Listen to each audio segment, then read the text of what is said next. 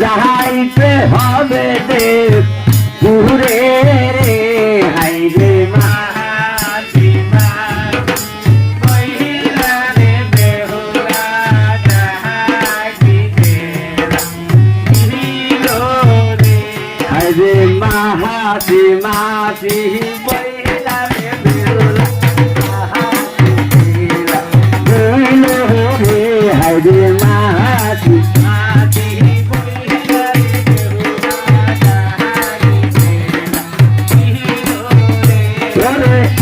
টাকা পয়সা লইয়া বেউলা রে বেউলা চলো আমার সাথে রে হাই রে মাটি মাটি মহিলা রে বেহুলা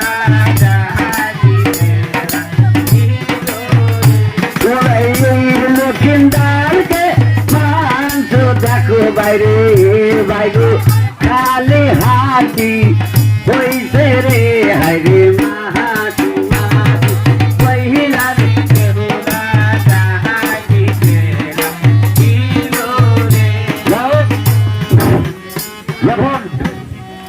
এদিকে লক্ষিন্দারের সারা শরীরের মাংস পচে গলে গলে পড়ে গেছে, হাড় যেরকম শুটকি মাছের টোপলা ওইরকম টোপলা বেঁধে নেতা দেবনী বলছে, মা বেহুলা তুমি যদি দেব দেবীর মন জয় করতে পারো তাহলে তোমার স্বামী ভালো হবে, নাচেত না। তখন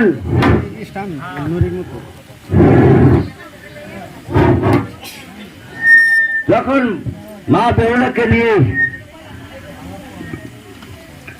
মাসি যখন শিবের কাছে গেছি, বলছেন শিব ঠাকুর মহাদেব মা বেহুলার স্বামীকে সাপে দংশন করছে, তাই তুমি দয়া করে ভালো করে দাও। তখন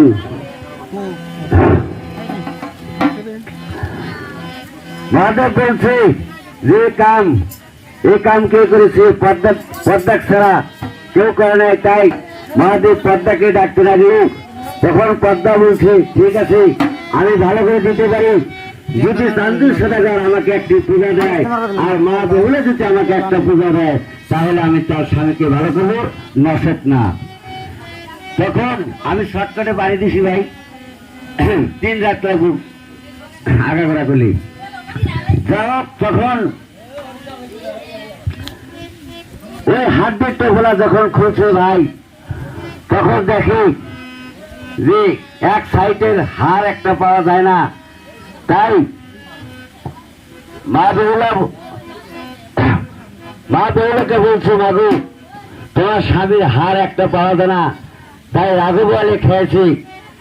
তখন মা বেহুলা গঙ্গা নদীতে চলে আসলো, তখন গঙ্গাকে ডাকতে আরম্ভ করলো। এদিকে ঢুলি দাদা ঢোলের মধ্যে টোকা মারো সুর সঙ্গীতে আর একটা সুর দেই।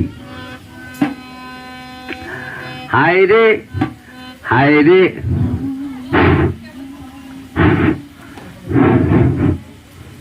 আমি জানি,